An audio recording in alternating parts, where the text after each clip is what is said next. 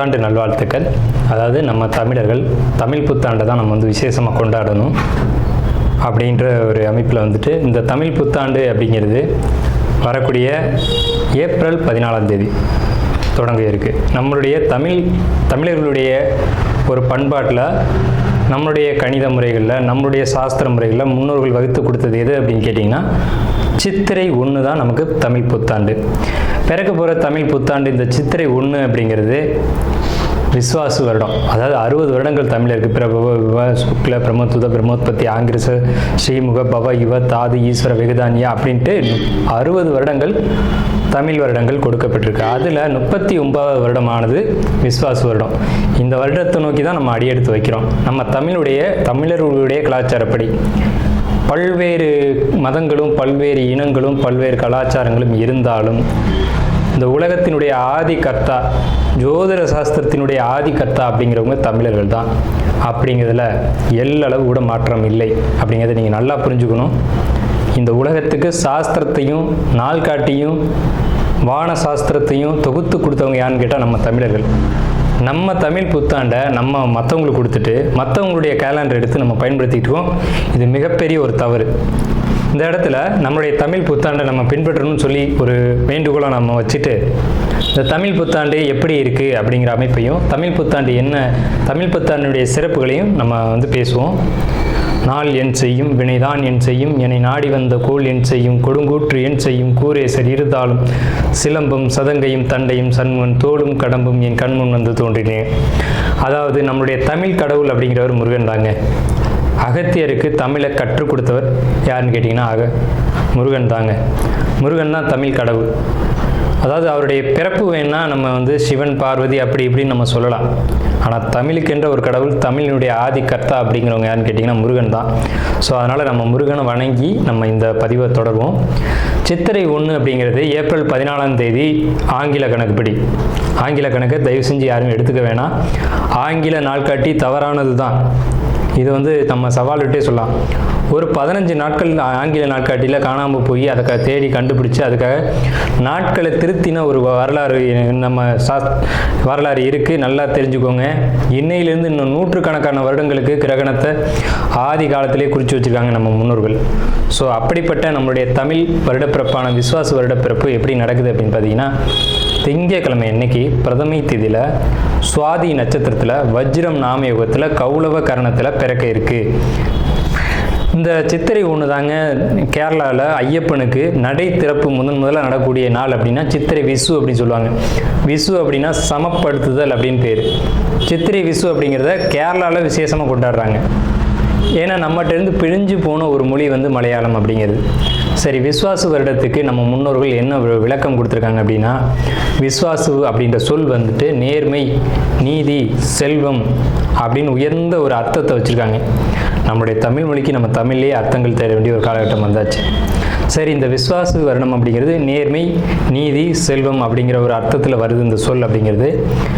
இந்த விஸ்வாசு வருடத்துக்கு உண்டான பலன்களாக நம்ம முன்னோர்கள் என்ன சொல்லியிருக்காங்க அப்படின்னு பார்த்தீங்கன்னா, விஸ்வாசு வருடம் தன்னில் வேளாண்மை ஏறும், பசுமாடும் மாடும் பழிக்கும், சிசு நாசம், மறையோர்கள் வாழ்வார்கள், மாதவங்கள் மீறுமே, மற்றுலகில் உண்டு மலை அப்படின்னு சொல்லியிருக்காங்க. மற்றுலகில் உண்டு மலை அப்படின்னு முடிக்கிறாங்க. இதனுடைய அர்த்தம் என்னன்னு கேட்டிங்கன்னா, இந்த வருடம் விஸ்வாசு வருடம் அப்படிங்கிறது ஒவ்வொரு 60 வருடங்களுக்கு ஒரு முறை 39 ஆண்டாக பிறக்கக்கூடிய இந்த விஸ்வாசு வருடமானது வருகின்ற காலகட்டத்தில் எல்லாம் வேளாண்மை உயரும் அப்படின்னு சொல்லியிருக்காங்க. மாடும் பழிக்கும் அப்படின்னா நம்மளுடைய பசுமாடுகள் அப்படிங்கிறது நல்ல ஒரு முன்னேற்றத்தை அடையும். மாடு ஆடுகளுக்கு ஒரு நல்ல தீவனங்கள் கிடைத்து அதுவும் நல்ல செழித்து வரும். ஆதி காலத்தில் வந்து மாடை தான் செல்வமாக குறிப்பிட்டிருக்காங்க. இன்றைக்கி வந்து பணம் அப்படின்ற ரூபாய் தாள்களை நம்ம வந்து பணமாக குறிப்பிட்றோம். ஒரு முன்னோர்கள்லாம் வந்து மாடு எவ்வளோ இருக்குது, மாட்டினுடைய அந்த குப்பை வந்து வேஸ்ட்டெல்லாம் எங்கே ஒரு மனிதன் வந்து எங்கே சேகரிக்கிறானோ அதை போய் முதல்ல பார்ப்பாங்கங்க. அதை வச்சு தான் அவனுடைய செல்வம் என்னன்றதை குறிப்பிட்டு பொண்ணு கொடுக்குறதா இருக்கட்டும், பொண்ணு எடுக்கிறதா இருக்கட்டும், இதெல்லாம் நம்முடைய மரபில் இருந்து வந்த ஒரு விஷயம்.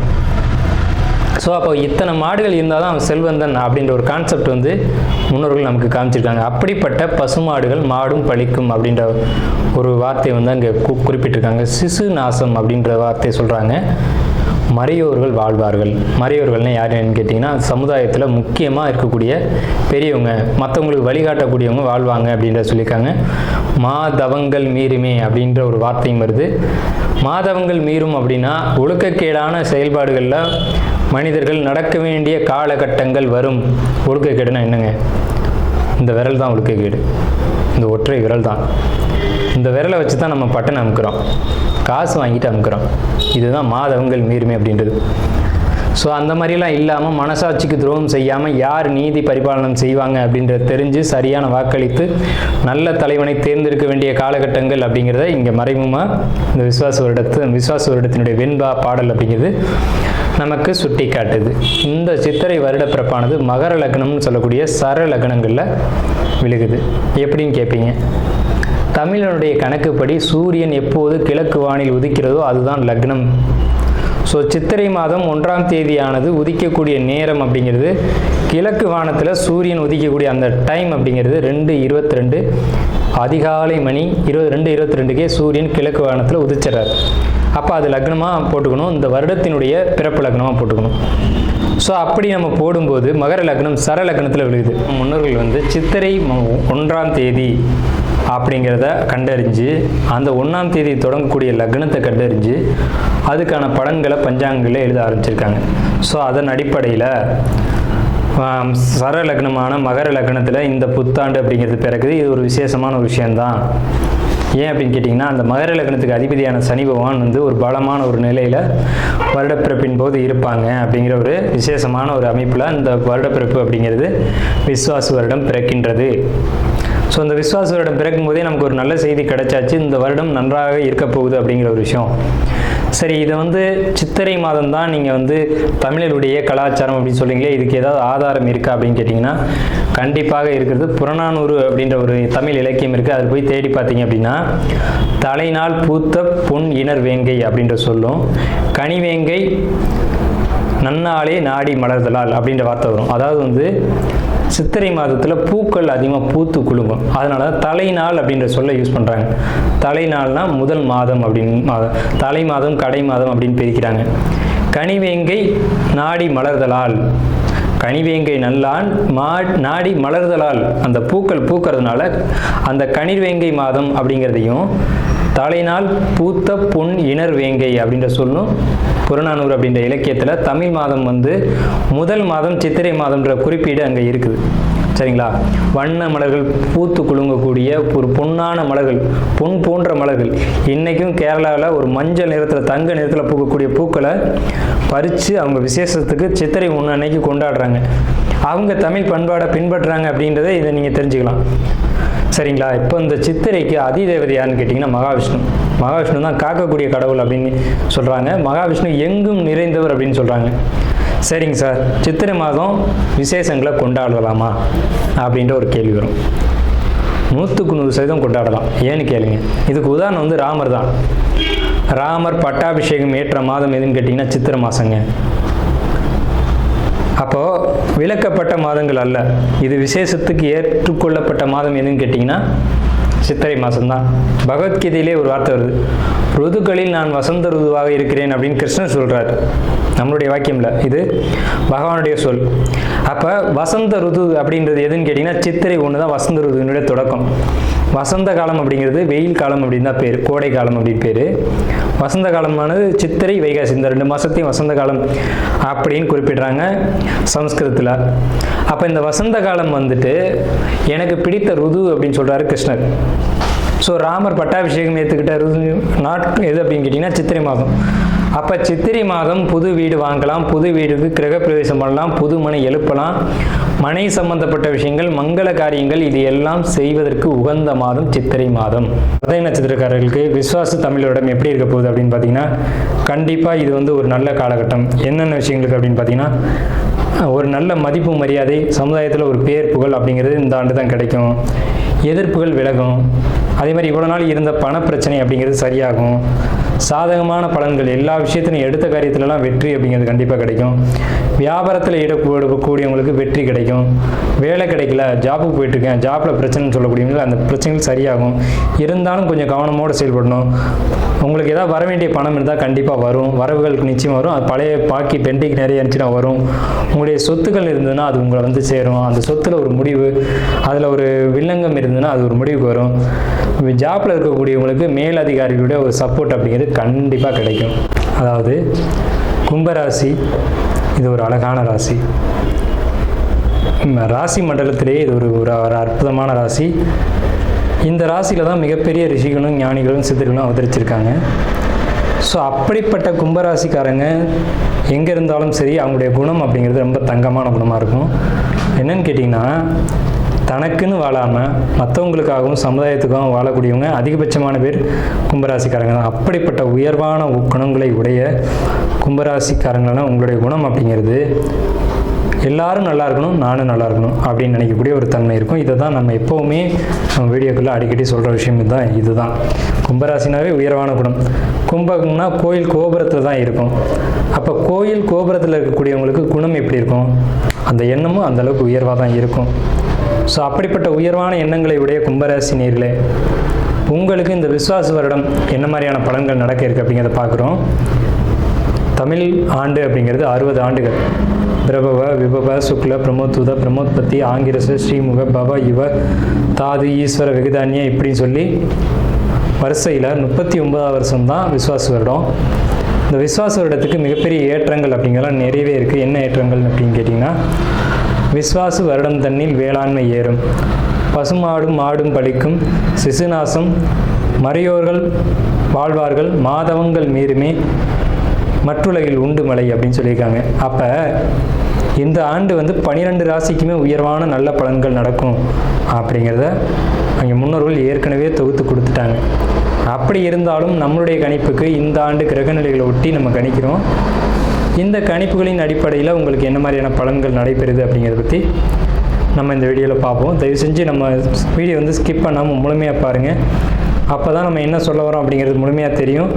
உங்களுடைய பொன்னான நேரத்தை ஒதுக்கி தயவு செஞ்சு இந்த வீடியோ முழுமையாக பாருங்கள். அது மட்டும் இல்லாமல் நம்மளுடைய இந்த சேனலில் ஜோதிடம், வாஸ்து, ஆன்மீகம், பரிகாரம், ராசி பலன் அப்படின்ற விஷயம்லாம் தொடர்ந்து வருது. இது எல்லாமே உங்களுக்கு பயனுள்ள ஒரு விஷயமா இருக்கும். தொடர்ந்து நம்ம சேனலுக்கு ஆதரவு கொடுக்கும்படி கேட்டுக்கிட்டு நம்ம ராசி பலன் அப்படின்ற ஒரு கான்செப்டுக்குள்ளே போவோம். உங்கள் ராசியை பொறுத்த வரைக்கும் கும்ப ராசி. இந்த கும்பத்தில் ராகு பகவான் டிரான்சிட்டில் வராங்க இந்த விஸ்வாச வருடத்தில். அப்போ ஜென்ம ராகு அப்படின்னு பேர் அதுக்கு. இது வரைக்கும் ஜென்ம சனியாக இருந்தது விலகி பாதச்சனியாக மாறுது. எப்போவுமே நல்ல ஒரு விஷயத்தை தெரிஞ்சுங்க. பாதச்சனியாக மாறும்போது கஷ்டங்கள் பல மடங்கு குறையும். விரயச்சனி வரும்போது தான் விரயங்களாக இருக்கட்டும், மன அழுத்தங்களாக இருக்கட்டும் ஒருத்தருக்கு வந்து அதிகப்படியான அளவில் இருக்கும். ஜென்மச்சனியில் அது ஓரளவுக்கு குறைவாகும், ஆனால் பாதச்சனியில் முழுமையாக குறையும் அப்படிங்கிறத நல்லா தெரிஞ்சுக்கோங்க. உங்களுடைய சுய ஜாதகம்னு ஒன்று இருக்குது, அதுவும் உங்களுடைய பலன்களை சொல்லும். பிறப்பு ஜாதகத்தின் அடிப்படையில் கணிக்கணும். இருந்தாலும் இந்த கோச்சார டிரான்சிட் அடிப்படையில் பார்க்கும்போது உங்களுக்கு நல்ல பலன் தான் மிகுதியாக இருக்குது. இந்த விஸ்வாச ஆண்டில் என்னெல்லாம் நல்லது அப்படிங்கிறதெல்லாம் நான் சொல்லிட்டு வரேன். நம்ம ஒவ்வொன்றா பார்ப்போம், சரிங்களா? இப்போ உங்களுக்கு 5ல் குரு, 7ல் கேது, இப்படி மாறி இருக்க எல்லா கிரகங்களும் உங்களுக்கு முழு நற்பலன்களை அதிகமான யோகத்தை கொடுக்கக்கூடிய அமைப்பில் தான் அமைஞ்சிருக்கு. எல்லா கிரகத்தினுடைய அமைப்புமே இருக்குது. ஒரு கிரகம் பாசிட்டிவாக இருக்குது, ஒரு கிரகம் நெகட்டிவாக இருக்குது அப்படின்னு இல்லை. உங்களுக்கு எந்த ஒரு இடமும் பாதிப்பு இல்லாமல் இந்த காலகட்டத்தில் இருக்குது அப்படின்றது ஒரு மகிழ்ச்சிகரமான விஷயம். நல்லா தெரிஞ்சுக்கோங்க. உங்கள் ராசிக்கு 3ஆம் இடத்துல எந்த ஒரு பாதிப்பான கிரகமும் இல்லை. அதே சமயத்தில் 5ஆம் இடத்துல குரு, அதுக்காக 5ஆம் இடத்தை பாதிக்குமா அப்படின்னா பாதிக்காது. 5ஆம் இடம்ன்றது புத்திரம், சந்தானம், குழந்தைகள் அப்படின்னு சொல்லக்கூடிய இடம். அங்கே பாதிப்புகள் எதுவும் இல்லை.